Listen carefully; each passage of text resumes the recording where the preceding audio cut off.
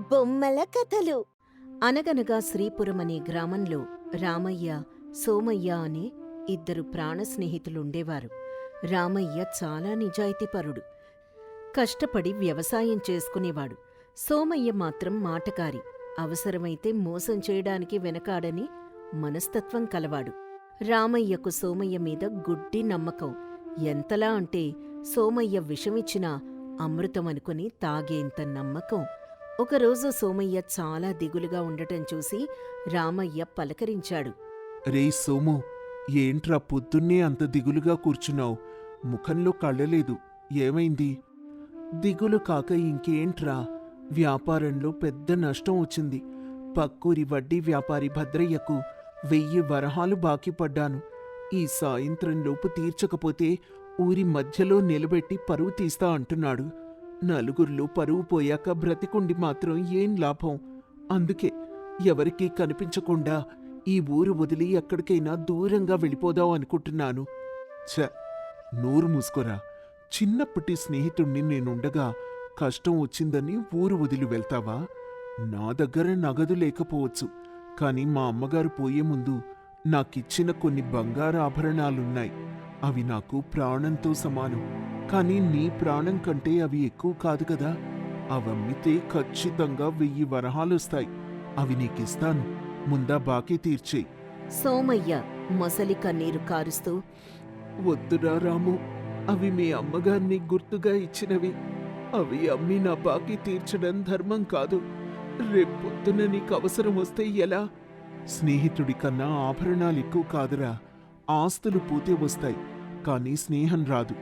నీ కష్టం వస్తే నేను చూస్తూ ఊరుకోలేను. పద, ఇప్పుడే వెళ్ళి ఆభరణాలు తెస్తాను అని చెప్పి రామయ్య తన ఇంట్లో ఉన్న విలువైన బంగారు ఆభరణాల్ని మూటగట్టి సోమయ్య చేతిలో పెడతాడు. రాము, నీ రుణం ఈ జన్మలో నేను మర్చిపోనురా. నేను మళ్ళీ సంపాదించి నీ బంగారం నీకు తిరిగిచ్చేస్తాను. ఇది నా మాట, మాటిస్తున్నాన్రా. అవన్నీ ఏం పెట్టుకోకురా. నువ్వు నిశ్చింతగా ఉండు, నాకది చాలు. నీ సంతోషమే నా సంతోషం. అలా ఉండగా సోమయ్య బంగారాన్ని తీసుకుని వెళ్ళిపోతాడు. కాని బాకీలు తీర్చకుండా ఆ బంగారాన్ని అమ్ముకొని వేరే పట్నం వెళ్ళిపోతాడు. అక్కడ వడ్డీ వ్యాపారం మొదలుపెట్టి బాగా సంపాదిస్తాడు. కాని రామయ్య వైపు కన్నెత్తి కూడా చూడ్డు. ఆ సంవత్సరం శ్రీపురంలో వర్షాల్లేక కరువొచ్చింది. రామయ్యకి వ్యవసాయంలో నష్టం వచ్చి తిండానికి కూడా లేని పరిస్థితి వస్తుంది. ఇంట్లో పూట గడవడమే కష్టంగా మారుతుంది. అప్పుడక్కడున్న రామయ్య భార్య సుమతి ఇలా అంటుంది. ఏవండి, ఇంట్లో బియ్యం గింజ కూడా లేదు, చేతిలో చిల్లిగవ్వలేదు, పిల్లల ఆకలితో అలమటిస్తున్నారు. మీరేమో ఉన్నదంతా ఆ సోమయ్య గారికిచ్చేశారు. ఆయన పట్నంలో మేడలు కడుతున్నట్ట, దర్జాగా బ్రతుకుతున్నట్ట. మన పరిస్థితి తెలిసి కూడా సాయం చేయట్లేదు. వెళ్ళి అడగండి. మన సొమ్ము మనం అడగడానికి భయమెందుకు? వాడేదో ఇబ్బందుల్లో ఉండుంటాడులేవే. మన పరిస్థితి తెలిస్తే వాడే పరిగెత్తుకుంటూ వస్తాడు. వాడికి నా మీద ప్రేమ లేకపోలేదు. ఆ నమ్మకంతోనే 6 నెలలు గడిపాం. ఇక లాభం లేదు. రేపుదయాన్నే పట్నం వెళ్ళి సోమయ్యను కలవండి. కనీసం మన అసలైనా ఇస్తే ఈ కరువు నుండి గట్టెక్కవచ్చు. అప్పుడు రామయ్య భార్య పోరుపడలేక సోమయ్య ఉన్న పట్నానికి బయలుదేరతాడు. సోమయ్య పెద్ద భవంతిని చూసి రామయ్య ఆశ్చర్యపోతాడు. లోపలికి వెళ్లబోతూ ఉంటే కాపలాదారులు ఆపుతారు. వాళ్లలో ఒకడు రామయ్యతో, ఏయ్, ఎవరివి నువ్వు? చిరిగిన బట్టలతో లోపలికెళ్తున్నావు? ఇది పెద్దల ఇల్లు. బిచ్చగాళ్ళకి ఇక్కడ స్థానం లేదు. అయ్యా, నేను బిచ్చగాణ్ణి కాదు. మీ యజమాని సోమయ్య నా చిన్ననాటి స్నేహితుడు. ఊరు నుండి వచ్చాను. ఒక్కసారి రామయ్య వచ్చాడని చెప్పండి. అలా చాలాసేపు బ్రతిమలాడిన తర్వాత కాపలాదారు లోపలికెళ్ళి చెప్తాడు. రామయ్యన్ చాలాసేపు ఎండలో నిలబెట్టిన తర్వాత సోమయ్య బయటకొస్తాడు. రామయ్యని చూసి చూడ్నట్టుగా నటిస్తాడు. రే సోము, బావున్నావరా? నేన్రా, రామయ్యని. గుర్తుపట్లేదా? ఓహో, రామయ్యవా? ఏంటిలా వచ్చావు? నా దగ్గర చిల్లర లేదు. ఏదైనా పని మీద వచ్చావా? నాకు చాలా పనులున్నాయి, త్వరగా చెప్పు. ఏం లేదురా, ఈ సంవత్సరం పంటలు పండలేదు. చేతిలో చిల్లి గవ్వలేదు. అప్పులు కూడా పుట్టట్లేదు. అందుకే అప్పట్లో నువ్వు కష్టాల్లో ఉన్నప్పుడు ఇచ్చిన 1000 వరహాల బంగారం విలువ ఇస్తే నా కష్టాలు తీర్చుకుంటాను. నా కుటుంబం ఆకలితో ఉందిరా. సోమయ్య కోపంగా నటిస్తూ, ఏంటి, నువ్వు నాకు బంగారం ఇచ్చావా? ఎప్పుడిచ్చావు? దానికి సాక్ష్యం ఉందా? పత్రం రాసుకున్నావా? నోటికెంతొస్తే అంత మాట్లాడకు. పేదవాడివి కదా అని జాలి పడితే నెత్తికెక్కుతున్నావు. సోము, ఏం మాట్లాడుతున్నావురా? సాక్ష్యాలు పత్రాలు మన స్నేహానికి అవసరమా? ఆ రోజు నీ కష్టం చూడలేక నా సర్వస్వం నీ చేతిలో పెట్టాను కదా, గుడి సాక్షిగా ఇచ్చాను కదా. చూడు రామయ్య, నీ పేదరికం చూసి జాలిపడి ఏదో దానం చేద్దామనుకున్నాను. కానీ నువ్విలా అబద్ధాలు చెప్పి పాత కథలు చెప్పి నా దగ్గర డబ్బు గుంజాలనుకుంటే కుదరదు. మర్యాదగా ఇక్కడి నుండి వెళ్ళిపో, లేకపోతే గెంటించాల్సి వస్తుంది. రామయ్య కన్నీళ్లతో, మిత్రమా, డబ్బు మనిషిని ఎంతలా మారుస్తుందని అనుకోలేదురా. నీకోసం నా సర్వస్వం ధారపోశాను. చివరికి నన్ను దొంగని చేశావు కదా. ఆ దేవుడే నీకు తగిన శాస్తి చేస్తాడు. అలా రామయ్య అవమాన భారంతో కన్నీటితో ఇంటికి తిరిగొచ్చి ఊరి పెద్ద మనిషి ధర్మయ్యకు విషయం చెప్తాడు. ధర్మయ్య చాలా తెలివైనవాడు, న్యాయం తెలిసినవాడు. రామయ్య, బాధపడకు. సోమయ్యకు డబ్బు పిచ్చి పట్టింది. వాణ్ణి న్యాయపరంగా గెలవలేము, ఎందుకంటే సాక్ష్యం లేదు. కానీ యుక్తితో గెలవచ్చు. వాడి దురాశే మన ఆయుధం. రేపు మన ఊర్లో జరిగే జాతరకు వాడు తన గొప్పలు చెప్పుకోవడానికి ఖచ్చితంగా వస్తాడు. అక్కడొక నాటకం ఆడాలి. నువ్వు మౌనంగా ఉండు, మిగతాది నేను చూసుకుంటా. మరుసటి రోజు జాతరలో సోమయ్య పట్టుబట్టలతో, మెడలో బంగారు గొలుసులతో దర్జాగా తిరుగుతూ ఉంటాడు. అందరూ తననే చూడాలని కోరుకుంటాడు. ధర్మయ్య, రామయ్య, మరో ధనవంతుడు గోవిందయ్య ఒక చెట్టు కింద కూర్చొని గట్టిగా మాట్లాడుకుంటూ ఉంటారు. ధర్మయ్య గోవిందయ్యతో, గోవిందయ్య గారు, విన్నారా? మన రామయ్యకు దూర బంధువు కాయన కాశీలో చనిపోతూ తనకున్న ఆస్తంతా రామయ్యకే రాసిచ్చాట. అక్షరాల 10,000 వరహాల బంగారం, నది పక్కన 100 ఎకరాల సాగుభూమి అంట. రామయ్య జాతకమే మారిపోయింది. కాని తనకేమో వ్యాపారం రాదు, వ్యవసాయం తప్ప. ఎవరైనా నమ్మకస్తులు, వ్యాపార దక్షత ఉన్నవారు ఉంటే వారి చేతిలో పెట్టి ఆ ఆస్తిని అభివృద్ధి చేయిద్దామని చూస్తున్నాడు. అప్పుడు ఆ మాటలు విన్న సోమయ్య తన మనసులో, 10,000 వరహాల, 100 ఎకరాల పొలమా? ఇంత ఆస్తి రామయ్యకొచ్చిందా? రామయ్య అమాయకుడు. వాణ్ణి మళ్ళీ బుట్టలో వేసుకుంటే ఆ ఆస్తి నా చేతికే వస్తుంది. 10,000 వరహాలతో ఇంకా పెద్ద వ్యాపారం చెయ్యొచ్చు అని ఆలోచించి వినయంగా నటిస్తూ వారి దగ్గరకు వెళ్తాడు. నమస్కారమండి. రాము, బావున్నావా? మొన్న పట్నంలో పని ఒత్తిడిలో ఉండి తలనొప్పితో బాధపడుతూ సరిగ్గా మాట్లాడలేకపోయాను. తర్వాత చాలా బాధపడ్డానురా. మనసులో ఏమీ పెట్టుకోకు. అవును, ధర్మయ్య గారు ఇందాకేదో ఆస్తి గురించి మాట్లాడుతున్నారు. ఆ, రామయ్యకు చాలా ఆస్తొచ్చింది. దాన్నెవరికైనా నమ్మకస్తుడికిచ్చి వ్యాపారం చేయిద్దామని చూస్తున్నాడు. మీరైతే బావుంటుంది కదా అనుకుంటున్నావు. మీరు రామయ్యకి అత్యంత ఆప్తులు కదా. కానీ మీ మధ్య ఏదో గొడవ జరిగిందని రామయ్య సందేహిస్తున్నాడు. మీ దగ్గర డబ్బు దాచుకోవడం సురక్షితం కాదని భయపడుతున్నాడు. సోమయ్య కంగారుగా, గొడవ? చచ్చ, మా మధ్య గొడవలే ఉంటాయి. చిన్న చిన్న అపార్థాలంతే. రాము, నేను నీకు పరాయివాణ్ణా? ఆ 10,000 వరహాలు నా దగ్గర పెడితే దాన్ని రెట్టింపు చేసేస్తాను. నాకన్నా నమ్మకస్తుడు నీకెవరు దొరుకుతారు చెప్పు? అవును సొమ్ము, కాని మొన్న నేనడిగిన 1000 వరహాలు ఇవ్వలేదని, నా డబ్బు నాకే ఇవ్వనన్నావని భయంగా ఉంది. పాత బాకీ తీర్చనివాడు కొత్త డబ్బుకు న్యాయం చేస్తాడా అని ధర్మయ్య గారి సందేహం. సోమయ్య తనలో తాను, ఇప్పుడు పాత బాకీ ఇవ్వకపోతే రామయ్య నమ్మడు. ఈ కొత్త ఆస్తి నా చేతికి రాదు. 1000 పోతే 10,000 వస్తాయి కదా. చిన్న చేప నెరగా వేసి పెద్ద చేపను పట్టాలి. అయ్యో రాము, ఎంత మాయకుడివిరా. ఆ రోజు నేను నీకు డబ్బెందుకు ఇవ్వలేదో తెలుసా? నువ్వు పొదుపు నేర్చుకోవాలని, డబ్బు విలువ తెలియాలని భయపెట్టానంతే. అంతేగాని ఎగ్గొట్టాలని కాదు. కావాలంటే ఇప్పుడే ఈ క్షణమే నీ 1000 వరహాలు వడ్డీతో సహా ఇస్తాను. అప్పుడు నమ్ముతావా? నిజమా? అయితే ఇప్పుడే ఇవ్వండి. పాత బాకీ తీరిపోతే రామయ్యకు నమ్మకం కుదురుతుంది. అప్పుడు ఆస్తిపత్రాలు, బంగారం మీ చేతిలోనే పెడతాడు. ఆలస్యం చేయకండి మరి. తప్పకుండా. నా దగ్గర ఇప్పుడు డబ్బు సిద్ధంగానే ఉంది. ఎప్పుడూ ఉంటుంది కూడా. అప్పుడు సోమయ్య సంచిలో నుండి డబ్బు తీసి, ఇదిగో రాము, నువ్విచ్చిన 1000 వరహాలు వడ్డీతో కలిపి 1500 వరహాలు. లెక్క చూసుకో. సరిపోయింది సోము. నా డబ్బు నాకిచ్చినందుకు సంతోషం. ఇప్పుడు నమ్మకం కుదిరింది కదా. మరా 10,000 వరహాల బంగారం, ఆస్తిపత్రాలు ఎప్పుడిస్తావు? ఇంటికెళ్ళి తెచ్చుకుందామా? రామయ్య చిరునవ్వుతో, సోము, అసలు విషయం ఏంటంటే నాకే బంధువు ఆస్తి రాయలేదు. నా దగ్గర 10,000 వరహాలు లేవు. 100 ఎకరాల పొలమూ లేదు. ఇదంతా ధర్మయ్య గారు ఆడిన నాటకం. సోమయ్య అవాక్కై, ఏంటి? నాటకమా? అంటే ఆస్తి లేదా? 10,000 వరహాలు లేవా? ధర్మయ్య నవ్వుతూ, అవునయ్యా సోమయ్య, 10,000 వరహాల ఆశ చూపించగానే నువ్వు ఎగ్గొట్టిన 1000 వరహాలు బయటికి తీశావు చూసావా? అదే నీ బలహీనత.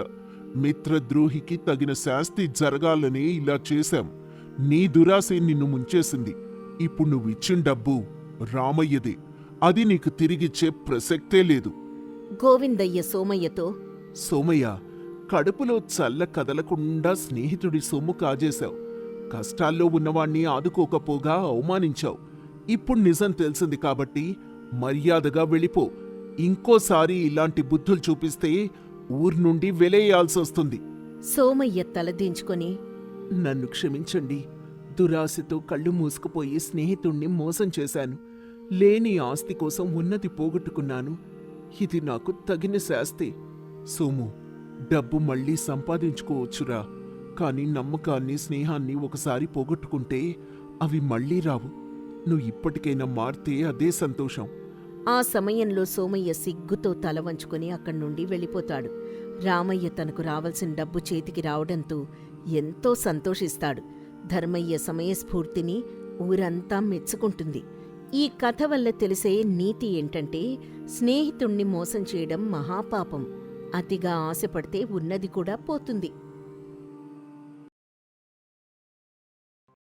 మన్యంపల్లి అనే చిన్న గ్రామం.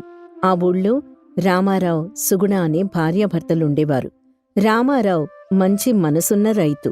కాని అతని భార్య సుగుణ మాత్రం ఊర్లోని అతి పెద్ద పిసినారిగా పేరు సంపాదించింది. ఏ ఖర్చు చేయాలన్నా ఆమె ప్రాణం పోయినంత బాధపడేది. సాయంత్రం వేళ ఇంటి అరుగుమీద కూర్చొని రామారావు చుట్టూ ఉన్న పొలాల్ని చూస్తున్నాడు. సుగుణ లోపల నుండి అంట్లు తోముతూ బయటికొచ్చింది. ఏమయ్యోయ్, నువ్వు ఎంతసేపు ఆకాశం వైపు చూస్తావో ఏంటో. ఈరోజు సరుకులన్నీ అయిపోయాయి. రేపు సంతకెళ్ళి తెద్దామంటే ఇంట్లో డబ్బుల్లేవు. సరుకులు అయిపోయాయా? నిన్ననే కదా సంత నుండి తీసుకొచ్చాను. నిన్న తెచ్చిందెంత? ఇంతే కదా. ఈ ఇంట్లో అంతా తినే మనుషులే. కాస్త కూర ఎక్కువ వేసుకుంటే ఆ తర్వాత ఇంకే ఉంటుంది. ఎంతైనా 10 మందికి సరిపోవాలి కదా. మన ఇంట్లో ఉన్నది మనమిద్దరం, పిల్లలిద్దరు, 4 మనుషులం కదా. మరీ ఇంత పొదుపు చేస్తే ఎలా?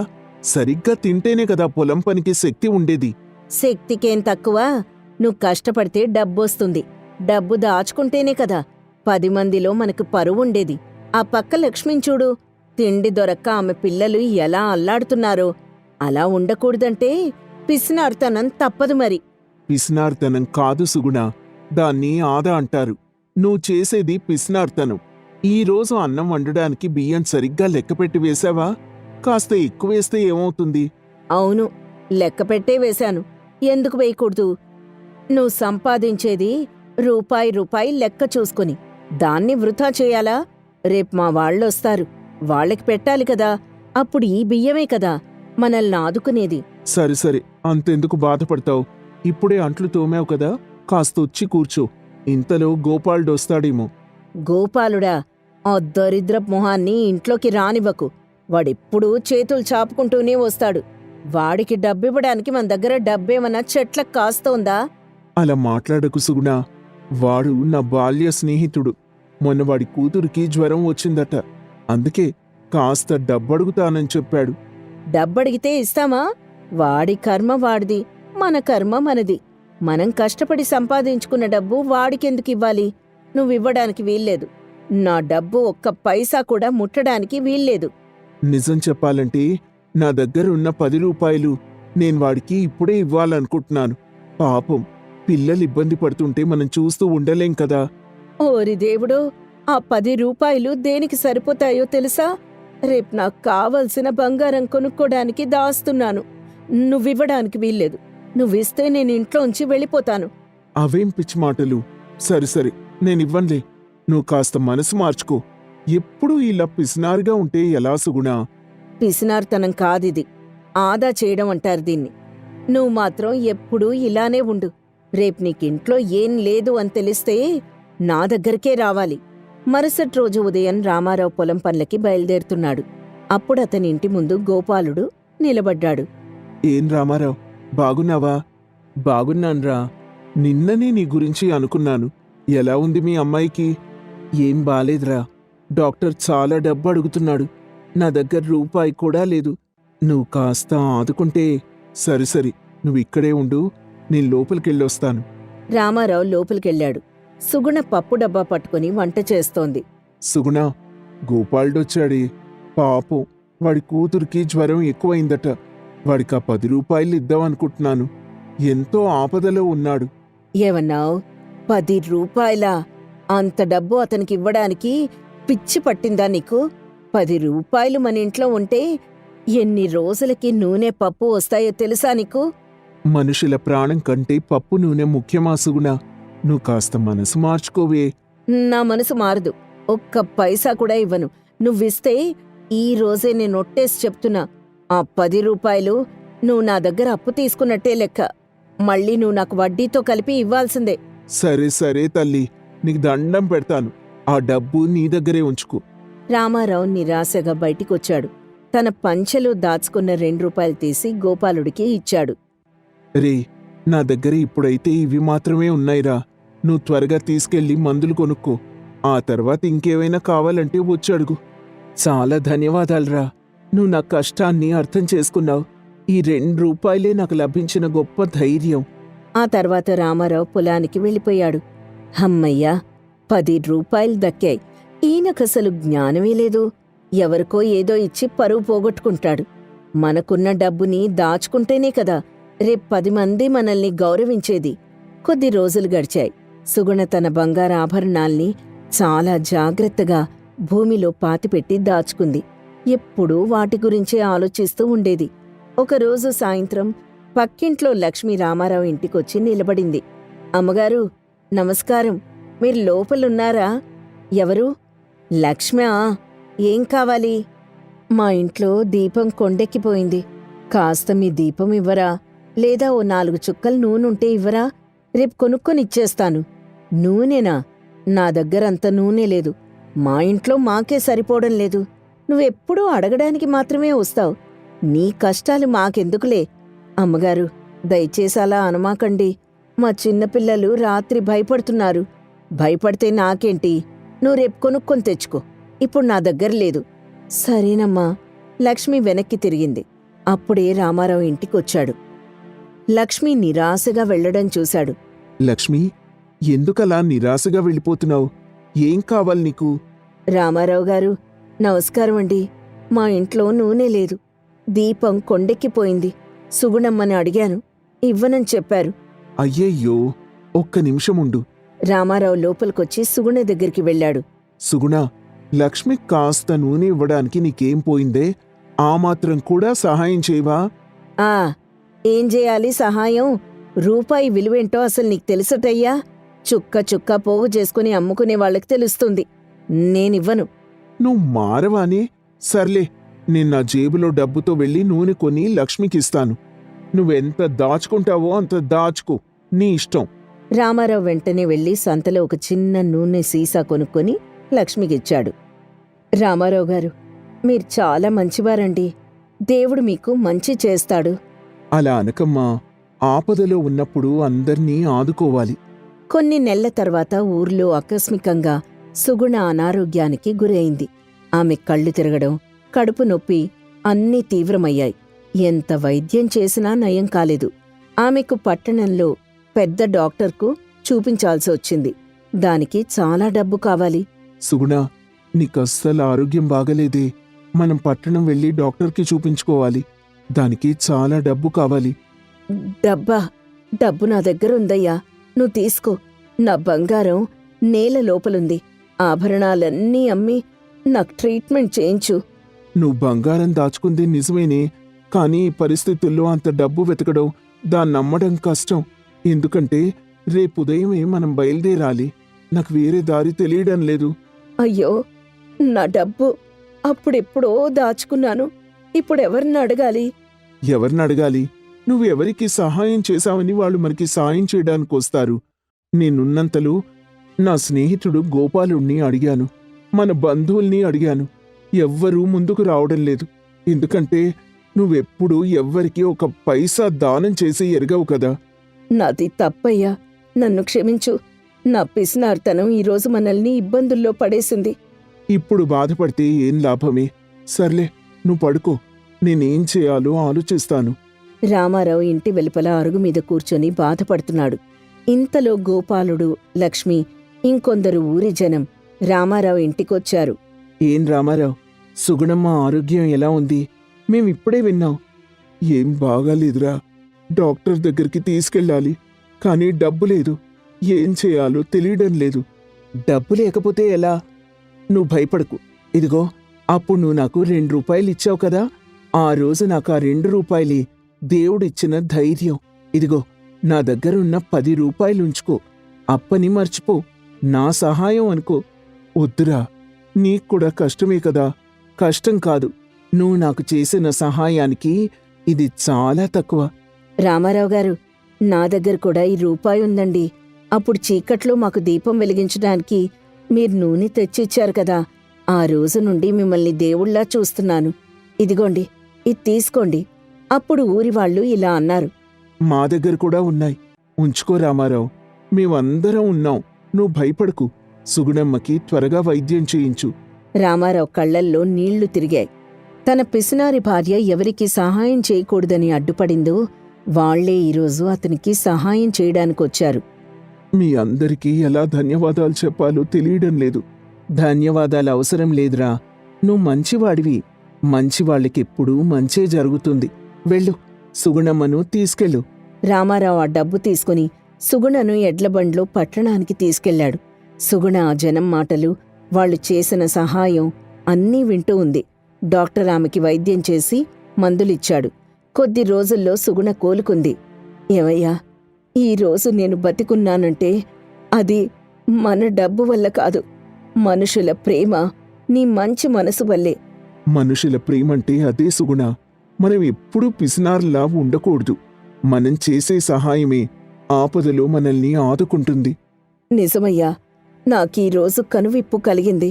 ఇంకెప్పుడూ నేను పిసినారుగా ఉండను. నువ్వెవ్వరికి సహాయం చేయాలనుకుంటే చెయ్యి, ధైర్యంగా చెయ్యి. ఈ రోజు నుండి మన ఇంట్లో 10 మందికి అన్నం పెట్టే భాగ్యం నాకు దక్కుతుంది. ఇదే కదా నేను కోరుకున్నది. నువ్వు నిజంగా మారిపోయావు సుగుణ. మారిపోవడం కాదయ్యా, నా కళ్ల మీదున్న పొర తొలగిపోయింది.